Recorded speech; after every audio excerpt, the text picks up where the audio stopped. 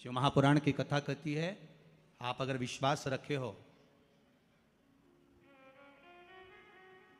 सफेद आंकड़े की जड़, जिस नारी का संतान नहीं हो, गर्भ नहीं ठहरा हो, सफेद आंकड़े की जड़, जिस देव अधिदेव महादेव की कथा जिस तुम्बरुका जी ने श्रवण कराई है, शंकर भगवान जिनके सामने बैठकर शिव पुराण की कथा सुन रहे हैं, उन तुमरुका जी का नाम लेकर शिवलिंग पे से 21 बार घुमाकर मंदिर में ही कमर पर 7वें दिन रजस्वला धर्म के जो बांध लेता है और एक पीपल का पत्ता अवधूतेश्वर महादेव का नाम लेकर शंकर पर चढ़ाकर उसको गाय के दूध में उकाल कर रात्रि को दोनों पति पत्नी अगर पीकर सोते हैं, 3 महीने में भगवान भोलेनाथ उसकी गोद भर देते हैं। ये शिव कथा,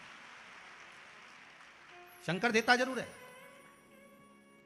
माता अंजना के यहां स्वयं शिव महापुराण की कथा कहती है, स्वयं शास्त्र वर्णन करता है, माता अंजना माता के गर्भ से संतान नहीं हुई। 42 वर्ष की माता अंजना हो गई थी और 42 वर्ष की होने के बाद भी माता अंजना के गर्भ से संतान नहीं थी। जब संतान नहीं हुई तब बार बार निवेदन करा महाराज केसरी से, तब नहीं संतान हुई तब अपने पिता से जाकर निवेदन करा, पिताजी गौतम बाबा से निवेदन करती है माता अंजना कि मेरे गर्भ से संतान नहीं, मुझे औलाद नहीं, क्या करूं? तब गौतम बाबा ने कहा एक पार्थिव शिवलिंग का निर्माण करो, मिट्टी का शिवलिंग बनाओ, उसकी पूजन करो। और माता अंजना उस मिट्टी के शिवलिंग के पूजन में ऐसी लीन हो गई कि मिट्टी का शिवलिंग का निर्माण करती, पूजन करती। एक बार देवाधिदेव महादेव ने कह दिया, जाओ पार्वती जरा जाकर पूछो कि अंजना को चाहिए क्या,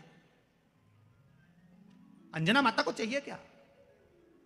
अच्छा, सारे देवताओं को सबसे ज्यादा टेंशन देवाधिदेव महादेव से रहता है, क्योंकि ये बिना सोचे बिना समझे किसको क्या दिया है कोई भरोसा ही नहीं होता। एक बार तो ब्रह्मा जी ने खुद ने कह दिया, साहब हमको तो इस्तीफा दे दो, हमको नौकरी करना ही नहीं बैकुंठ में बिल्कुल भी। तो भगवान विष्णु ने पूछा हुआ क्या? बस प्रभु, राजा श्वेत की अंतिम समय, प्राण छूटने का दिन, उसको यमराज लेने के लिए गए और देवाधिदेव महादेव वहां खड़े हो गए और क्या कहे, लेके मत चले जाना, उसकी अंतिम सांस, और क्या कहे, लेके मत जाना। और मेरा बेटा जब लाने लगा तो उसके प्राणों को हर लिया, यमराज ही मर गया।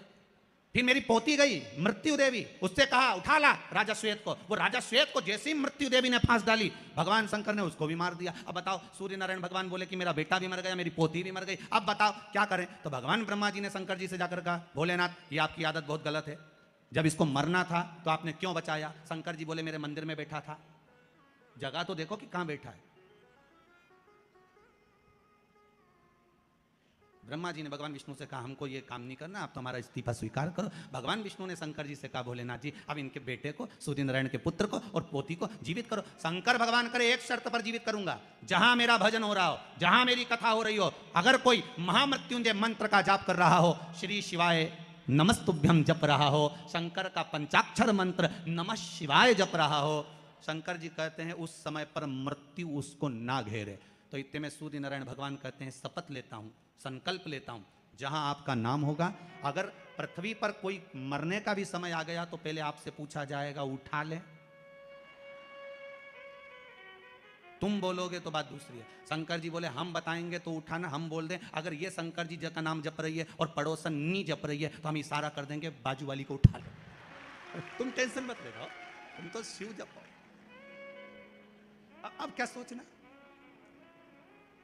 अब सोचो क्या, इसलिए शिव का धीमा बजाओ भोलानाथ डमरू।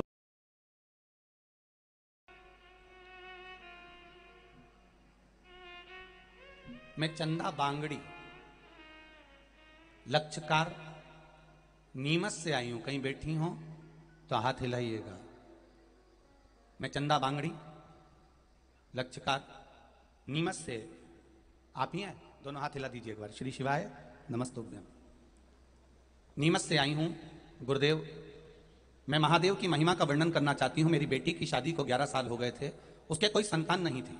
बहुत से डॉक्टर को दिखाया गुरुजी, कोई फर्क नहीं हुआ। बहुत से लोगों ने, परिवार रिश्तेदारों ने उसे बांझ कहना प्रारंभ कर दिया और अपशब्दों से उसकी गणना करने लगे, यहां तक कि उसका जो सम्मान था वो घटने लगा। बहुत निराशा होती थी गुरुदेव। जब टीवी पर आपकी शिव महापुराण की कथा को सुना गुरुजी, जिसमें आपने सफेद आंकड़े की जड़ का प्रयोग बताया था, उसको किया। मैंने मेरी बेटी को बताया और उसने 2 मार्च 2021 को यह पहला उपाय किया। गुरुजी, भोले बाबा की कृपा से मेरी बेटी से कहा कि बस तू शिव पर भरोसा रख, 1 लोटा जल का महत्व समझ और शिव महापुराण की कथा को सुन। गुरुदेव, मेरी बेटी ने वही करना प्रारंभ करा, डॉक्टरों को दिखाना बंद कर दिया और वो आंकड़े की जड़ का प्रयोग करा। 23 मार्च 2022 को भगवान भोलेनाथ की कृपा से मेरी बेटी को 2 जुड़वा बच्चे हुए हैं, उनके फोटो